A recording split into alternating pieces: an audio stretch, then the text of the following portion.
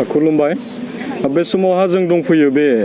कपाटी बे साहा बागाननि सेर सेर थानाय बे मोनसे बर' गामियावहाय दिनै बेयावहाय बिथांमोननि बे बर' गामियावहाय मोनसे मोजां हाबाफारि लादों बाथौनि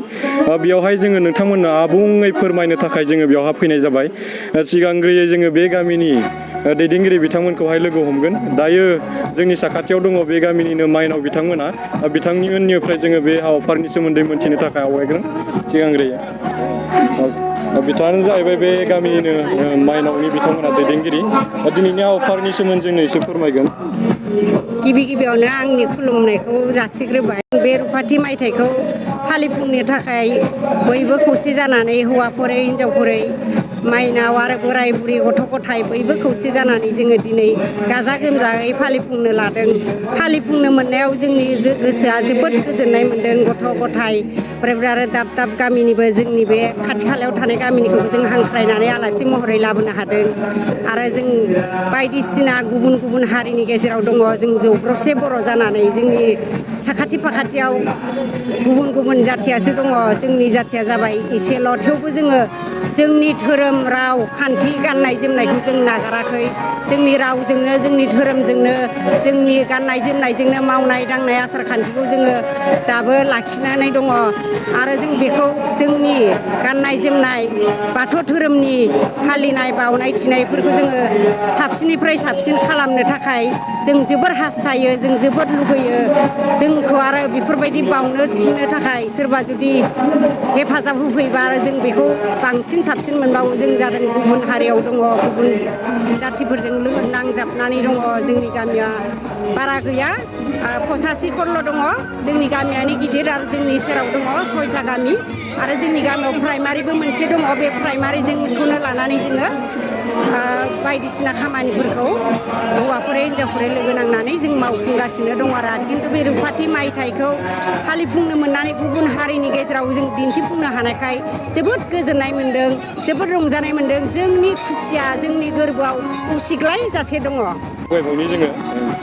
बिथाङा फोरमायगोन दिनैनि हाबाफारिनि सोमोन्दै खुलुमबाय आंनि मुङा मुस्रि पार्बती बसुमतारी आं माइनाव आफादनि आफादगिरि जानानै गामि खुजाबिल गामिनि जानानै आं दायो बुंनो सानदों 1995 मायथाइनि 7 फेब्रुवारि खालि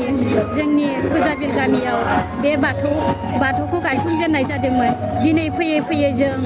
25 बोसोरारि जाबाय बे बोसोरारि जथुमाखौ जोङो दिनै खुंनो आखायाव लानाय जाबाय बेवहाय गामिनि जों बयबो गथ' गथाय सेंग्रा सिख्ला बोराय बुन्थु गासैखौबो लानानै बे खामानिखौ जों दिनै मावफुंलांगोन आरो बे खामानिजों लोगोसे जोङो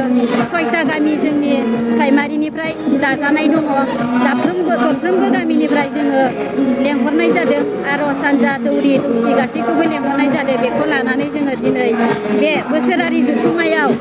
सिगाङाव माबायदि मावबोदोंमोन बेफोरखौ सावरायलायनो हमदों आरो माखासे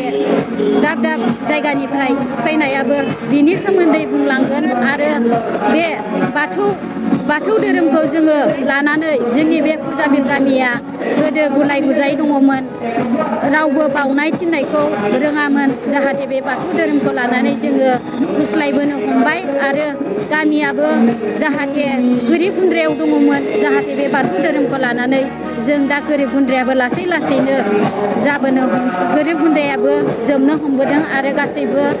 जोङो खौसेथि जानानै दिनै बे बोसोरारि जथुम्मायाव खामानिखौ मावलांसिगोन आरो बेवहाय जोङो जिबायदि बावबोदोंमोन बे बावबोनायाव जोंहा जाहाथे आवगायाव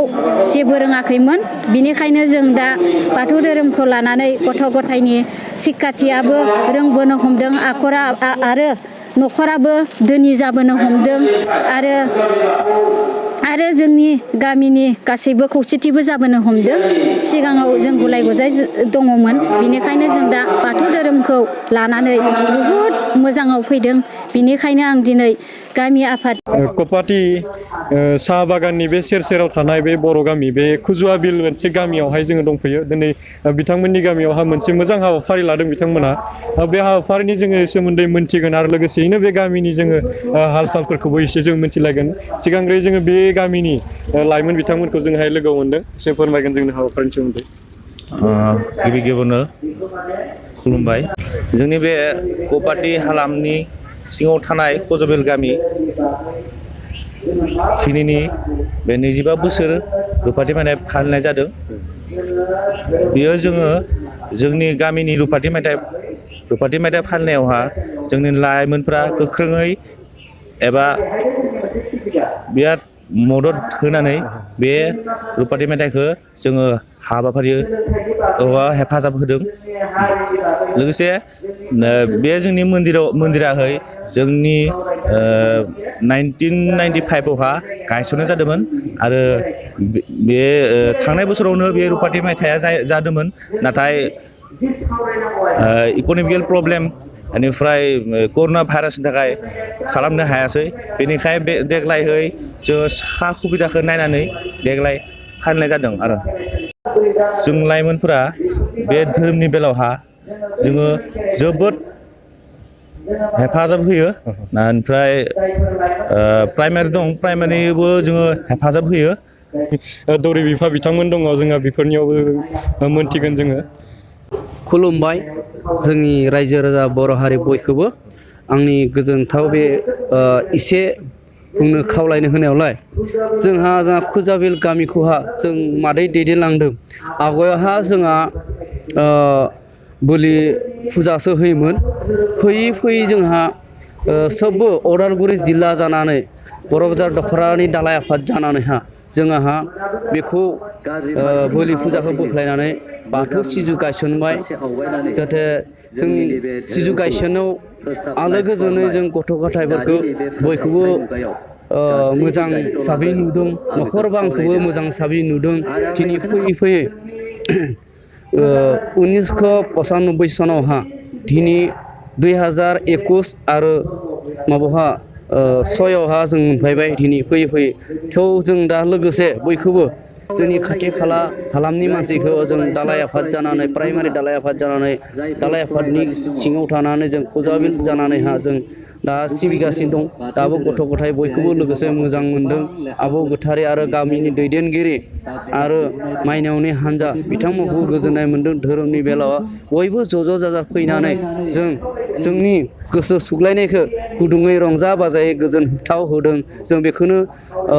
आंनि गोसो गोरबोनिफ्राय बयखौबो साबायखर होयो आरो रायजो राजा गथ' गथायखौबो बिदिनो धोरोमनि बेलायाव फैनानै जों लेखा फराखौ मिजिं लानानै धोरोमनि लेखा दांनानै फरायनो हाथों होननानै जों अरायसम दिउरि बिबानखौ लानानै बोर सारस्रिहरो। आं बेखौनो बुंनानै दहाय लाबाय।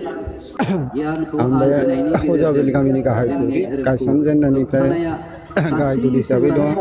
जोंनि बे खुजाबिलाव गायसनगिरियानो जादों 1995 सननि 7 फेब्रुवारिमोन। दा इ हिसाबै जों बाथौ धोरोमखौ सिबिनानै सिबियै दा 25 बोसोर फैबाय। 25 बोसोराव गोदो गोदायनि बोलिखौ गारहोनानै दा जों गाजा गोमजायै माने गोथारै बिबार बाथौखौ सिबिनानै जों गोजोनदों आरो गामिनि गथ' गथाय आइजोमोनखौबो जों फोसाबनानैहा गोथार बाथौयै लाना फैदों। दिनै बेखौनो लानानै गामिनि रायजो राजा गासैबो खौसेयै रुपाथि मेथाइखौ गाजा गोमजायै खुंफुंनो हादों, खुंफुंनो हाबाय।